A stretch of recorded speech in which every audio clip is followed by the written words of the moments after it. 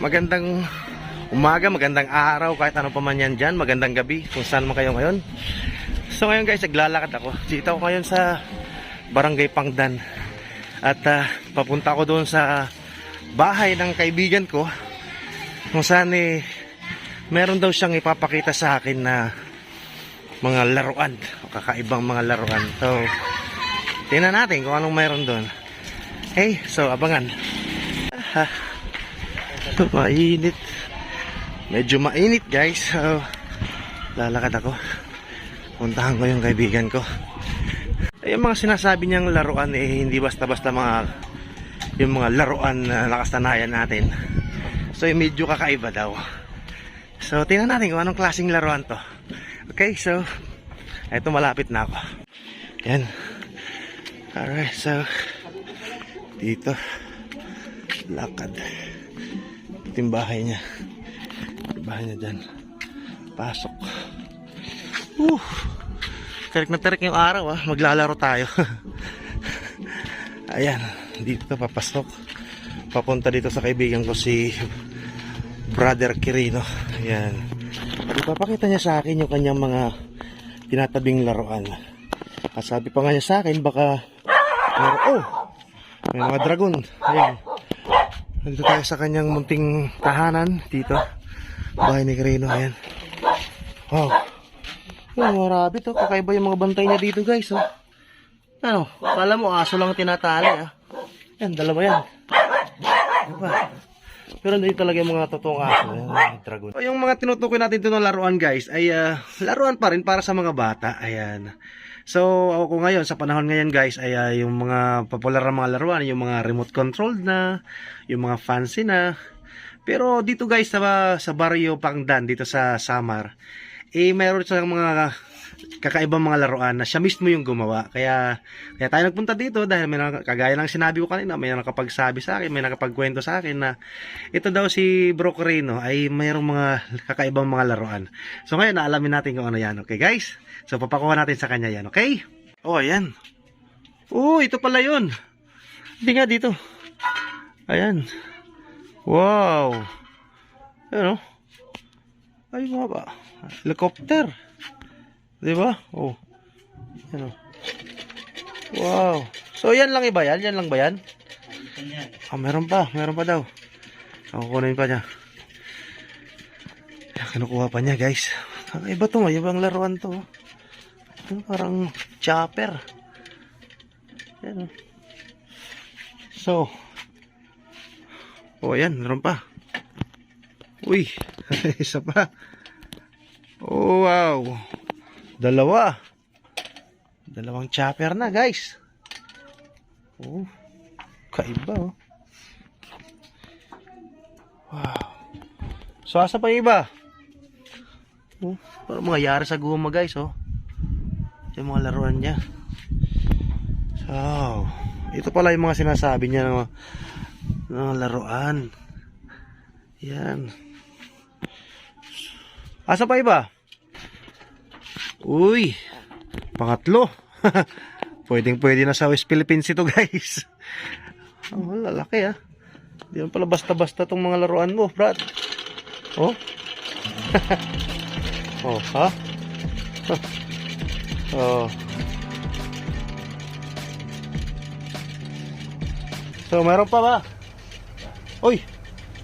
Oh, ito nga abangan nyo guys.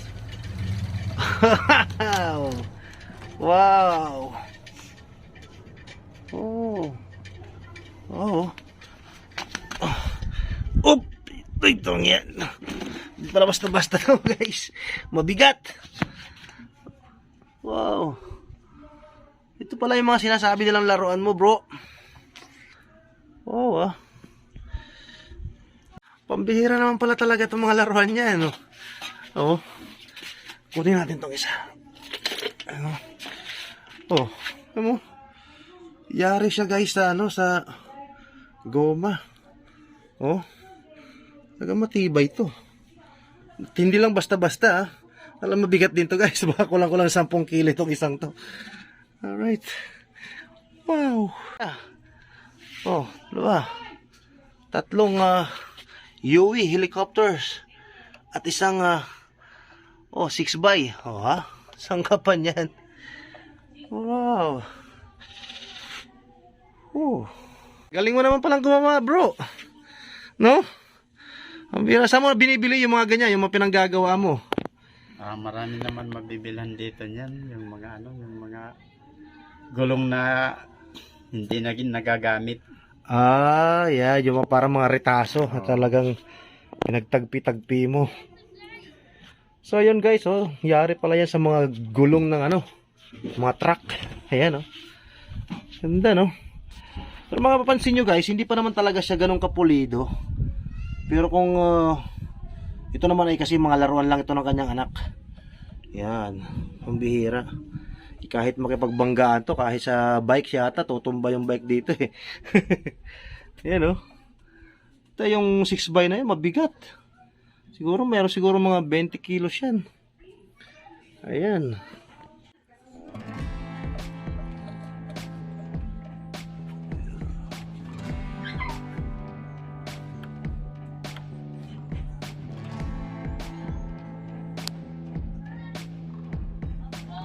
Yan ang mga laruan ni Brother Quirino. Yan, gusto nyo mag-order, gusto nyo magpagawa. Ayan. Yan yung mga sample lang guys. At malaki pa yung mag-i-improve dyan sa mga laruan na yan. Kung kayo talaga ay magpapasadya magpagawa. May bisita.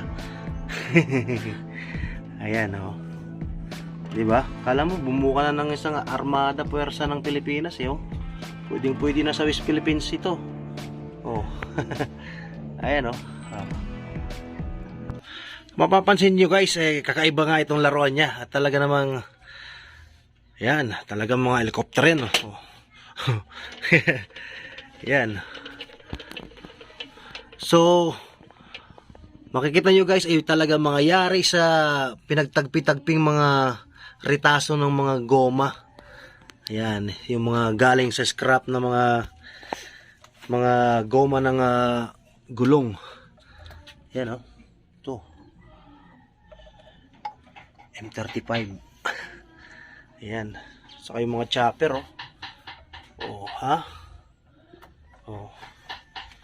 nasabi niya. So saan nagmula yung idea nito, Brother Quirino, yung paggagawa mo ng mga ganitong klaseng laruan? Kailan ka nag-umpisang gumawa ng mga ganitong klaseng laruan? Nag-umpisa ako nung medyo maliit pa ako, tapos gumagawa ko ng mga laruan na kahoy. Pagkatapos, pag dumadaan kami sa kalsada, maraming mga tambay, binabato yung mga laruan ko, yun, palaging wasak. Kaya naisipan ko, ano kaya kung gumawa ako ng laruan na gulong ng sasakyan para hindi na masisira. Sinubukan ko yun, nangyari. Ngayon, yun ang ginawa ko mula noon hanggang sa nagkaroon ako ng mga anak. Yun ang ginagawa ko ng laruan para sa kanila. Para hindi na ako magagastos ng malaki.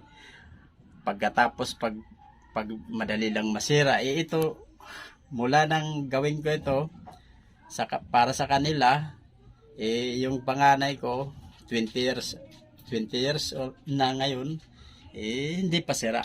Kaya ito yung pinaka-souvenir ko sa mga laruan na to, kasi talagang matibay ito, at saka sa palagay ko wala pang ibang nakakaimbento ng ganitong laruan. Talaga namang matibay talaga naman itong laruan nito. Akalaan nyo ba guys? Ito lang, itong chopper na to guys, talaga tumitimbang yata na mahigit 5 kilo ito Ayan, kulang-kulang 10 kilo. At ito namang M35, 35 ba to? 6x na tinatawag nila sa military. Ay hindi rin basta-basta guys, kasi pwede rin daw itong kargahan ng tubig o water ng container. Kung kayo ay mag-iigib dito sa baryo. Ayan Alam mo, titibay yan dyan. Hindi lang basta-basta mga goma yan guys. Talaga yung mga yung mga goma ng mga truck. Diba? Ayan, so paano bro Quirino, kung mayroong mga magpapagawa sa ng ganito? Ano yung masasabi mo sa kanila?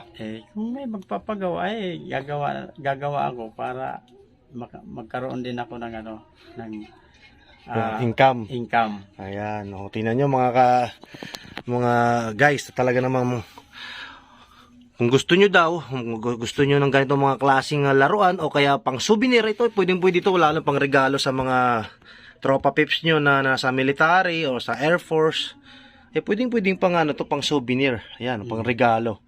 At kulang na lang dito guys yung pintura. Kung gusto mong pinturahan to, talaga namang kumbaga ito namang mga laruan niya ay talagang raw pa ito guys. Kung mapapansin nyo, hindi pa naman talaga ito kapulido. Pero kung kayo ay magpapagawa, ay talaga namang magiging kakaiba na yung tsura nito, hindi na magiging ganito. So ito kasi ay mainly para talaga ito sa kanyang mga anak. Kung sabi pa nga ni Bro Reno, 20 anyos na yung anak niya, ito buhay pa itong kanyang mga laruan. At talaga namang matitibay guys. Ayan So kung gusto nyo guys mag-order, mag-message lang kayo sa comment section at ipaparating natin dito sa ating kaibigan kung gusto nyo magpagawa.